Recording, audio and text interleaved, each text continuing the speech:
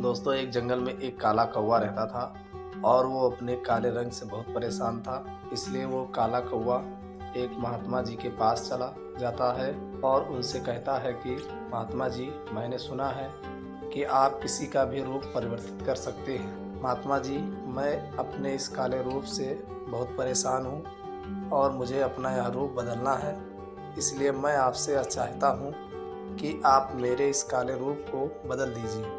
उस काले कौवे की यह सब बातें सुनने के बाद महात्मा जी उससे कहते हैं कि आखिर तुम्हें दिक्कत क्या है। फिर वो काला कौवा अपने दुख को बताते हुए महात्मा जी से कहता है, महात्मा जी, मैं काले रंग का हूँ और इसलिए मेरे काले रंग में घिन आने लगी है, क्योंकि लोग मुझे देखते ही उड़ा देते हैं और अपने नज़रों के सामने रखना पसंद नहीं करते।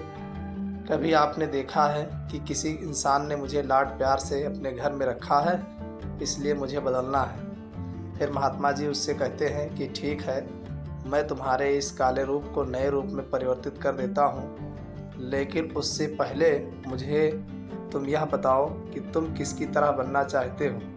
कौवे ने कहा कि मुझे हंस बनना है। फिर महात्मा जी ने कहा, इतनी सी बात, अभी बना देता हूँ, लेकिन हंस जैसा बनने से पहले मैं यह चाहता हूँ कि तुम हंस से एक बार मिलकर के आओ और उससे तुम पूछ लो कि क्या वो खुश है।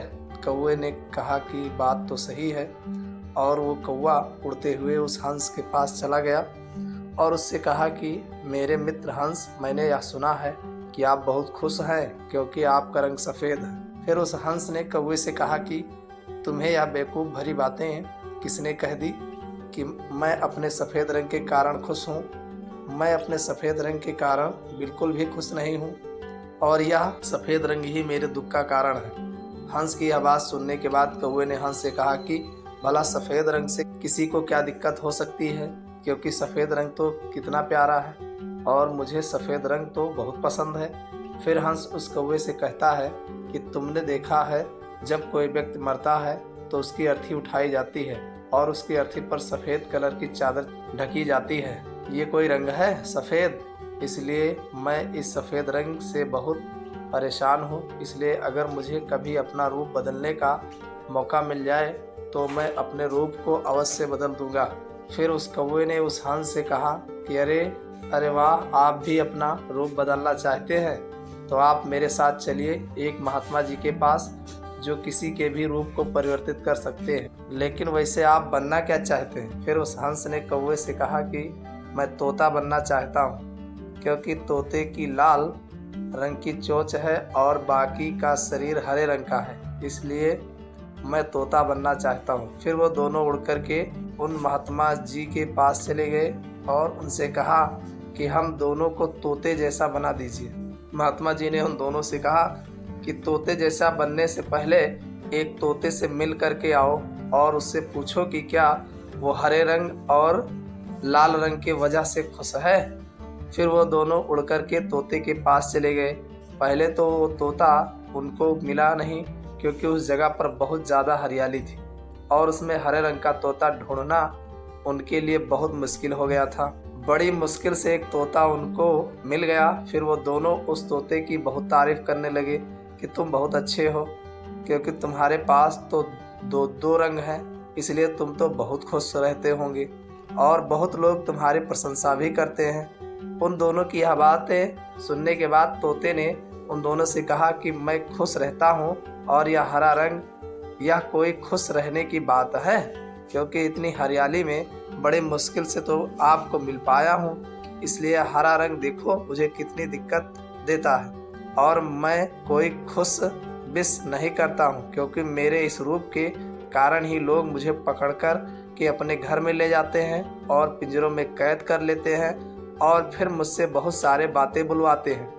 मैं तो बहुत परेशान हो गया हूँ, क्योंकि मेरे इस रूप के कारण लोगों ने तो मुझे अपने मनोरंजन का साधन बना लिया है। अगर मुझे कभी मौका मिले तो मैं अपना रूप बदल लूँगा।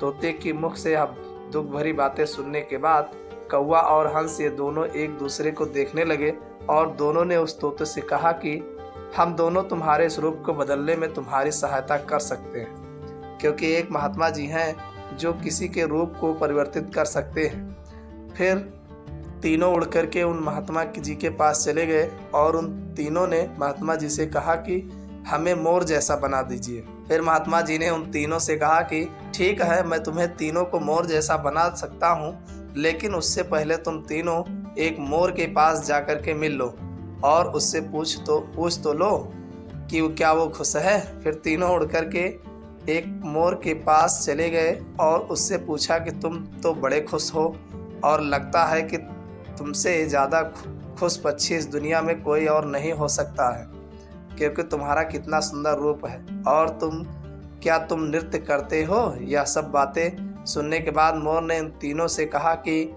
यही तो सबसे बड़ी परेशानी है कि मैं सुंदर हूँ, तुम्हें एक आवाज़ सुनाई दे रही है। तीनों ने कहा हाँ हाँ सुनाई दे रही है, ऐसा लग रहा है कोई इंसान हमारे पास आ रहा है। फिर मोर ने कहा कि बस खतरा है, उड़ जाओ। और वो तीनों वहाँ से उड़ गए और वो मोर वहीं पर रह गया। फिर उसके बाद एक तीर आया और आकर के उस मोर को लग गया और वो मोर झटपटाने लगा और वो मोर छटपटाते हुए तीनों से कहने लगा कि सुन लो, जिस हाल में हो उस हाल में ही खुश रहो, क्योंकि मैं इतना सुंदर हूँ इसीलिए तो मेरा शिकार कर लिया जा रहा है और मेरे मरने के बाद मेरे पंखों को निकाल कर बाजार में बेच दिया जाएगा। और फिर उस मोर ने कौवे से कहा कि तुम सबसे ज़्यादा खुश हो। फिर कौवे ने कहा कि वो कैसे। मोर ने कौवे से कहा कि तुमने कभी सुना है कि कभी कोई इंसान कौवे को खा रहा है? इंसान मुर्गे के बच्चों को खा लेता है लेकिन कौवे को कभी नहीं खाता है, इसलिए तुम सुरक्षित हो, क्योंकि तुम में किसी को मतलब ही नहीं है और तुम अपने हाल में खुश हो। लेकिन दिक्कत यह है कि तुम अपनी तुलना दूसरों से करने लगते हो और तुम दुखी हो जाते हो। दोस्तों, यह कहानी इन पक्षियों की नहीं है बल्कि आपकी और हमारी है। हम जिस हाल में हैं उस हाल में खुश रहना सीख लेना चाहिए। अगर हम अपनी तुलना किसी और से करते रहेंगे तो इस तुलना का कोई अंत नहीं होता, क्योंकि तुलना हमारे सुखों का अंत करने लगती है। इसलिए कभी भी अपनी तुलना किसी और व्यक्ति से कभी न करें, क्योंकि हम हमेशा यह याद रखना कि सूर्य और चंद्रमा इन दोनों का अपना अपना महत्व है और इसलिए इन दोनों को एक दूसरे से कभी तुलना नहीं की जा सकती है, क्योंकि दोनों में से जिसका जब समय आता है तभी वह चमकता है। यह कहानी आपको कैसे लगी कमेंट बॉक्स में कमेंट करके ज़रूर बताइएगा। साथ ही कहानी को अपने दोस्तों के साथ व्हाट्सएप और टेलीग्राम पर शेयर अवश्य कीजिएगा और चैनल को सब्सक्राइब न किया हो तो सब्सक्राइब कर लेना।